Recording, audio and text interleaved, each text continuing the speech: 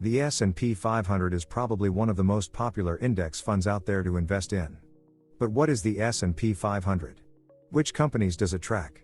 And which one out of the 22 currently listed funds that track it should you invest in?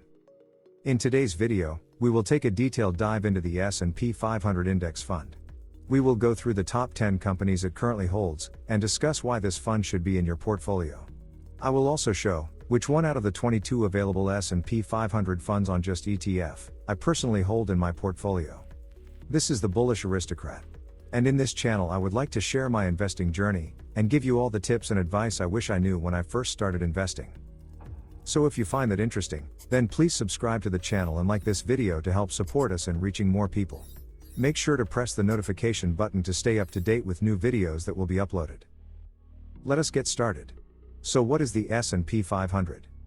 The S&P 500, also known as the Standard & Poor's 500, is a stock index that consists of the 500 largest companies in the US. It is generally considered the best indicator of how US stocks are performing overall. From another point of view, the S&P 500 index can be used as a statistical measure of the performance of America's 500 largest stocks. Many investors use the S&P 500 as a common benchmark against which the performance of other stocks is evaluated. So, what are the companies of the S&P 500? The S&P 500 consists of the world's top brands. These include household names like Google, Amazon, Apple, Facebook, Coca-Cola, McDonald's, Citibank, Visa, Cadbury, Starbucks Coffee, etc. Most of these brands are available all around the world in over 100 countries. More so, over 40% of the sales of these brands happens outside the United States, making them truly multinational. The S&P 500 index is composed of 504 stocks. You might be wondering, why there are 504 stocks instead of 500, as the name might suggest. That is because some companies inside the index issue more than one class of stock. For example, Google has two issued stocks which are Alphabet Class C and Alphabet Class A, and both are included in the S&P 500 index. Obviously, it wouldn't be practical to talk about all of the S&P 500 companies here. But because the S&P 500 is weighted by market cap, its performance is mainly driven by the performances of the stocks of the largest companies. That means that the 504 stocks that are listed inside the S&P 500 are not equally weighted. For those of you that don't know what a market cap is, market cap refers to the total value of a publicly traded company's shares. Shorthand for market capitalization. Market cap is one way an investor can evaluate how much a company is worth. To determine a company's market cap, simply multiply the share price by the number of shares outstanding. So with that in mind, the top 10 companies in the S&P 500 roughly account for 28% of the entire index. You might be already familiar with some of them. The top 10 are Apple, Microsoft, Amazon, Tesla, Google, Berkshire Hathaway, United Health, Johnson & Johnson, ExxonMobil, and Meta, formerly known as Facebook. Next, I want to talk about the diversity of the S&P 500 index.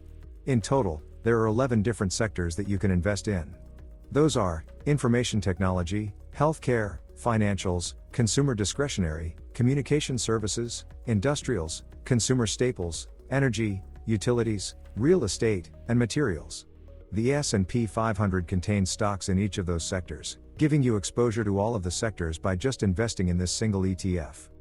Now let's talk about the performance of the S&P 500. The S&P index returns start in 1926 when the index was first composed of 90 companies. The name of the index at that time was the Composite Index or S&P 90. In 1957 the index expanded to include the 500 components we now have today. The average annual return of this index is around 10%. Of course, past performances don't indicate anything about the future. But with an index as old as the S&P 500, one might be more confident investing in it compared to other ETFs. Now the question is investing in this index right for you?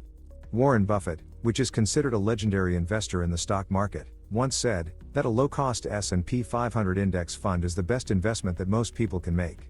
And it's not difficult to see why. The S&P 500 has a proven record, with an annualized total gain of around 10%. It can also be easily invested in with virtually no cost.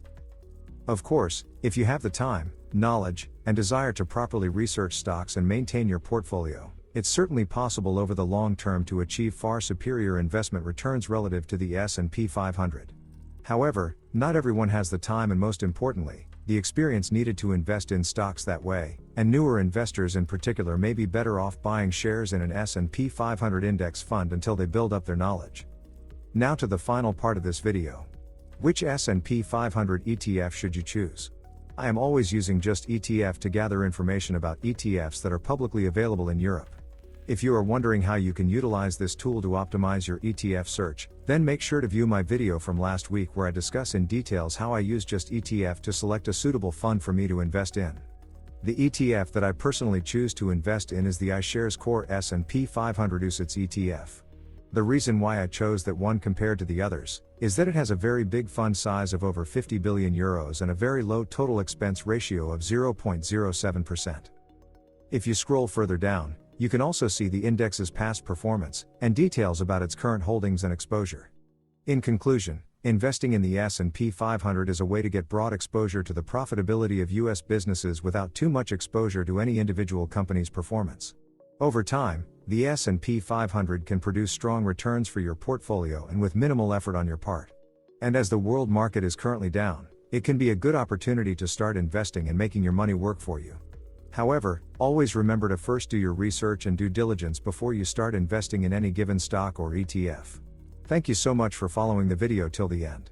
Don't forget to hit that like button and subscribe to the channel to be always up to date with new videos that are coming up.